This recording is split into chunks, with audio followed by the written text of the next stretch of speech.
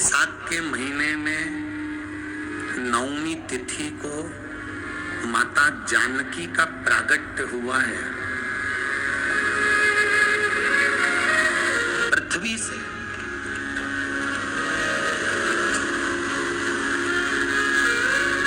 कभी एक विचार करिएगा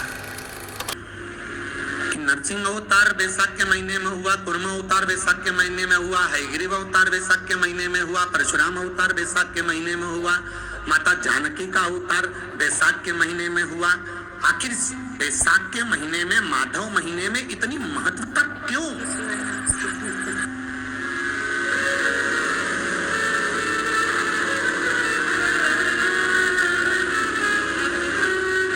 बैसाख के महीने में पड़ने वाली एकादशी, चतुर्थी, प्रदोष, अमावस्या, पूर्णिमा, शिवरात्रि, ये सभी इतनी महत्वपूर्ण क्यों हो जाती है?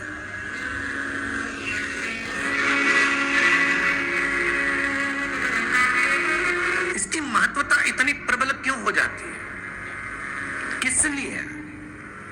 क्योंकि बैसाख का जो महीना पड़ता है, सूर्य की संपूर्ण तपन, सूर्यदेव अपने पूर्ण तेज के साथ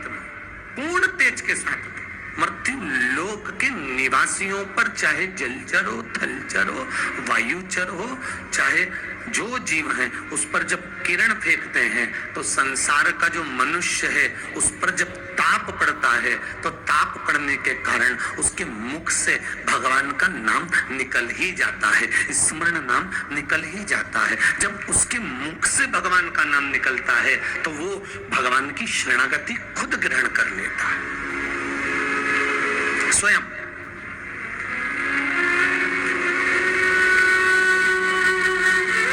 शरणागति ग्रहण कर लेना। बैसाख की पोथी पढ़ते हो आप लोग? आप में से अगर कोई पढ़ता हो बैसाख महीने की पोथी, तो उसमें एक वर्णन आता है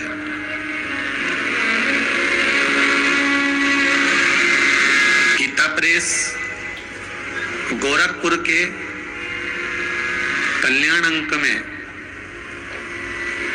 भी आप ये पावन बैसाख चरित्र श्रवण कर सकते हैं। उसमें बैसाख महीने की पोथी में 10वें दिवस की कथा में 10वें अध्याय में एक व्याध और शंख मुनि का चरित्र आता है।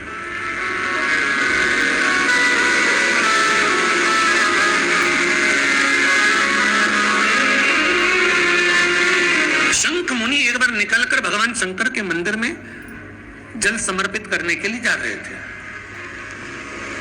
और शिव मंदिर की ओर जाते बीच मार्ग में चलते और शंख मुनि जब शिव के मंदिर में पहुंचे, शंकर भगवान के मंदिर में जाकर उन्हें दर्शन किया,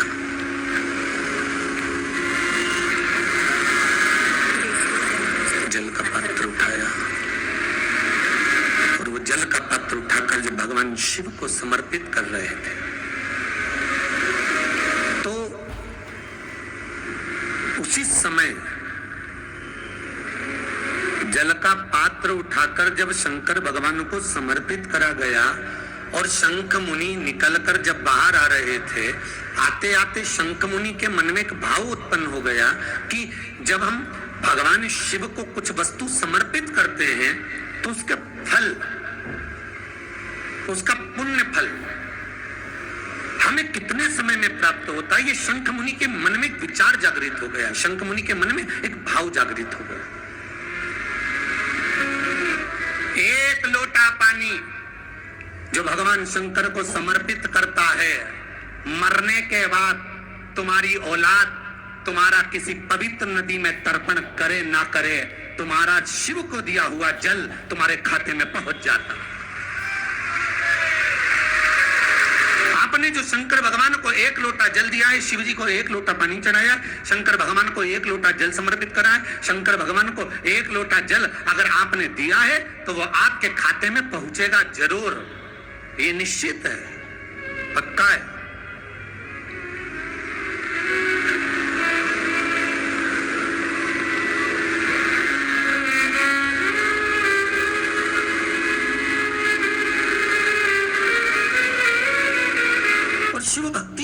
अनुसार, शंकर भगवान के अनुमोदन के अनुसार,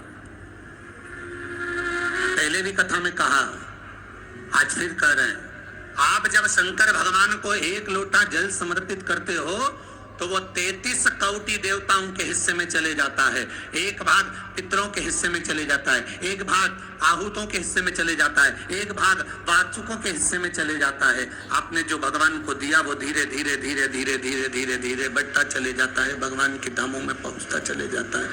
जिन जिनको आपने नहीं भी दिया, शंकर भगवान पे चढ़ा हुआ जल उन तक भी पहुंच जाता है। ये केवल आपकी निर्मल और आनंदित भक्ति के बल पर पहुंचता है,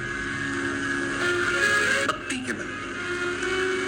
श्री शिवाय नमस्तुभ्यम। दर्शकों, हर हर महादेव। स्वागत है आपका अपनी YouTube चैनल